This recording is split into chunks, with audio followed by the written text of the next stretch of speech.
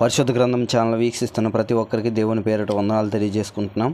ప్రేమ, సంతోషము, సమాధానం సదా మీకు తోడేండి నడిపించినగాక. నిన్నటి దినాన నెహెమ్యా గ్రంథము 8వ అధ్యాయం చదువుకున్నాం. ఈరోజు నెహెమ్యా గ్రంథము 9వ అధ్యాయం చదువుకున్నాం. ఈ నెల 24వ దినమందు ఇశ్రాయేలీయులు ఉపవాసముండి గోనె పట్టాలు కట్టుకొని తల మీద ధూళి పోసుకొని కూడి వచ్చిరి. ఇశ్రాయేలీయులు అన్యజనులందరిలో నుండి ప్రత్యేకింపబడిన వారై నిలవబడి తమ పాపములను తమ పితరుల పాపములను ఒప్పుకొనిరి. మరియు వారు ఒక జాముసేపు తమున్న చోటనే నిలవబడి తమ దేవుడైన యెహోవా ధర్మశాస్త్ర గ్రంథమును చదువుచూ వచ్చిరి. ఒక జాముసేపు తమ పాపములను ఒప్పుకొనుచు దేవుడైన యెహోవాకు నమస్కారము చేయుచూ వచ్చిరి. లేవీలలో యెష్వా, బానీ, కద్మియేలు, షెబన్యా,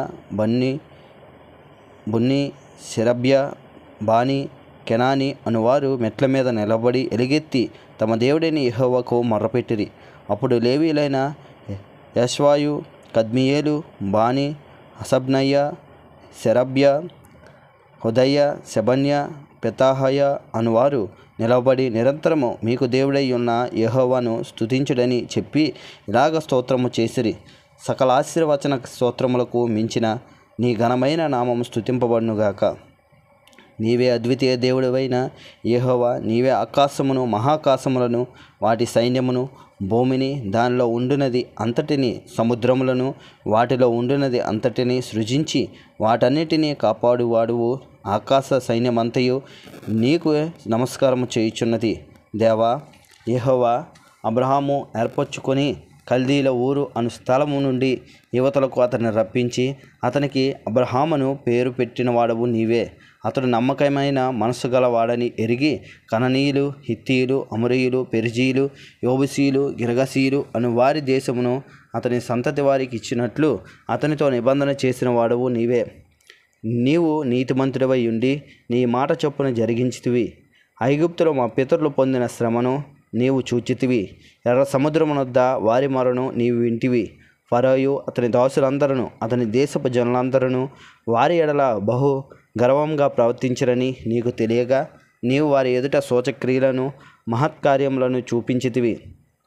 అలాగన చేయుట వలన నీవు ఈ దినమందున్నట్టుగా ప్రసిద్ధి నొందితివి. మరియు నీ జనుల ఎదుట నీవు సముద్రమును విభజించినందున వారు సముద్రము మధ్యను పొడి నేలను నడిచిరి. ఒకడు లోతు నీట రాయి వేసినట్లు వారిని తరిమిన వారిని ఆగద జలములోను నీవు పడవేసితివి. ఇదియుగాక పగటి కాలమందు మేఘస్తంభములో ఉండిన వాడవును, రాత్రి కాలమందు వారు వెళ్ళవలసిన మార్గమును వెలిగించుటకై అగ్ని స్తంభములో ఉండిన వాడవును అయ్యుండి వారిని తోడుకొని పోతివి. సినాయి పర్వతం మీదకి దిగి వచ్చి ఆకాశము నుండి వారితో మాట్లాడి వారికి నీతియుక్తమైన విధులను, సత్యమైన ఆజ్ఞలను, మేలుకరములైన కట్టడాలను, ధర్మములను నీవు దయచేసితివి. వారికి నీ పరిశుద్ధమైన విశ్రాంతి దినమును ఆచరింప ఆజ్ఞ ఇచ్చి నీ దాసుడైన మోసే ద్వారా ఆజ్ఞలను, కట్టడాలను, ధర్మశాస్త్రమును వారికి నియమించితివి. వారి ఆకలి తీర్చుటకు ఆకాశం నుండి ఆహారమును, వారి దాహం తీర్చుటకు బండలో నుండి ఉదకమును తెప్పించితివి. వారిని ప్రయాణము చేసిన దేశమును స్వాధీనపరచుకున్న వలనని వారికి ఆజ్ఞాపించితివి. అయితే వారును మా పితరులను గర్వించి లోబడనొల్లక నీ ఆజ్ఞలకు చెవియొగ్గకపోయిరి. వారు విధేయులగుటకు మనసు లేని వారై తమ మధ్య నీవు చేసిన అద్భుతములను జ్ఞాపకం చేసుకొనక తమ మనసును కఠినపరుచుకొని తాముండి వచ్చిన దాస్యపు దేశమును తిరిగి వెళ్ళుటకు ఒక అధికారిని కోరుకొని నీ మీద తిరుగుబాటు చేసిరి. అయితే నీవు క్షమించుటకు సిద్ధమైన దేవుడవును, దయా వాత్సల్యము గల వాడవును, దీర్ఘశాంతమును బహుకృపయు గలవాడవై ఉండి వారిని విసర్జింపలేదు. వారు ఒక పోత దూడను చేసుకొని ఐగుప్తులో నుండి మమ్మల్ని రప్పించిన దేవుడు ఇదే అని చెప్పి నీకు బహు విసుగు పుట్టించినను వారు ఎడారిలో ఉండగా నీవు బహు విస్తారమైన కృప కలిగిన వాడవై వారిని విసర్జింపలేదు. మార్గము గుండా వారిని తోడుకొని పోవుటకు పగలు మేఘస్తంభమును, దారిలో వారికి వెలిగించుటకు రాత్రి అగ్నిస్తంభమును వారిపై నుండి వెళ్ళిపోక నిలిచెను. వారికి బోధించుటకు నీ ఉపకారాత్మను దయచేసితివి. నీవిచ్చిన మన్నాను ఇయ్యక మానలేదు. వారి దాహమునకు ఉదకమిచ్చితివి. నిజముగా అరణ్యములో ఏమీ తక్కువ కాకుండా 40 సంవత్సరములు వారిని పోషించితివి. వారి వస్త్రములు పాతిగిల్లిపోలేదు, వారి కాళ్లకు వాపు రాలేదు. దీయుగాక రాజ్యములను జనములను వారికి అప్పగించి వారికి సరిహద్దులను ఏర్పరిచితివి గనుక వారు సీహోను అను హెష్బోను రాజు యొక్క దేశమును, బాసానునకు రాజైన ఓగు యొక్క దేశమును స్వాతంత్రించుకొనిరి.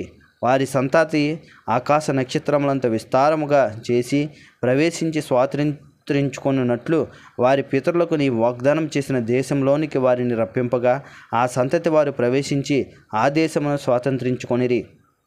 నీవు కననీయులను ఆ దేశ నివాసులను జయించి తమకు మనసు వచ్చినట్లు చేయుటకు వారి రాజులను ఆ దేశ జనులను వారి చేతికి అప్పగించితివి. అప్పుడు వారు ప్రకారములు గల పట్టణములను, ఫలవంతమైన భూమిని స్వాధీనపరుచుకొని సకలమైన పదార్థములతో నిండియున్న ఇండ్లను, త్రవ్వని బావులను, ద్రాక్ష తోటలను, ఒలీవ తోటలను, బహు విస్తారంగా ఫలించు చెట్లను వశపరుచుకొనిరి. అలాగన వారు తిని తృప్తి పొంది మదించి నీ మహోపకారమును బట్టి బహుగా సంతోషించిరి. అయినను వారు అవిధేయులై నీ మీద తిరుగుబాటు చేసి నీ ధర్మశాస్త్రమును లక్ష్యపెట్టక త్రోసివేసి నీ తట్టు తిరగవలనని తమకు ప్రకటన చేసిన నీ ప్రవక్తలను చంపి నీకు బహుగా విసుగు పుట్టించిరి. అందుచేత నీవు వారిని వారి శత్రువు చేతికి అప్పగించితివి.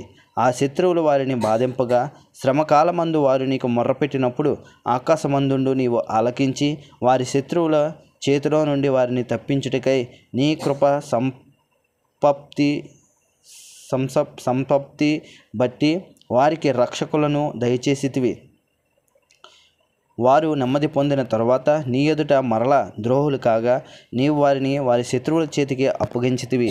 వీరు వారి మీద అధికారము చేసిరి. వారు తిరిగి వచ్చి నీకు మొర్రపెట్టినప్పుడు ఆకాశమందుండు నీవు ఆలకించి నీ కృప చొప్పున అనేక మారులు వారిని విడిపించితివి. నీ ఆజ్ఞలను విధులను ఒకడు ఆచరించిన ఎడల వాటి వలన వాడు బ్రతుకునను కదా. వారు మరలా నీ ధర్మశాస్త్రమును అనుసరించి నడుచున్నట్లు నీవు వారి మీద సాక్ష్యము పలికినను వారు గర్వించి నీ ఆజ్ఞలకు లోబడక నీ విధుల విషయంలో పాపులై నిన్ను తిరస్కరించి తమ మనసును కఠినపరుచుకొని నీ మాట వినకపోయిరి. నీవు అనేక సంవత్సరములు వారిని ఓర్చి నీ ప్రవక్తల ద్వారా నీ ఆత్మచేత వారి మీద సాక్ష్యము పలికితివి గాని వారు వినకపోయిరి. కాగా నీవు ఆయా దేశంలోనున్న జనుల చేతికి వారిని అప్పగించితివి.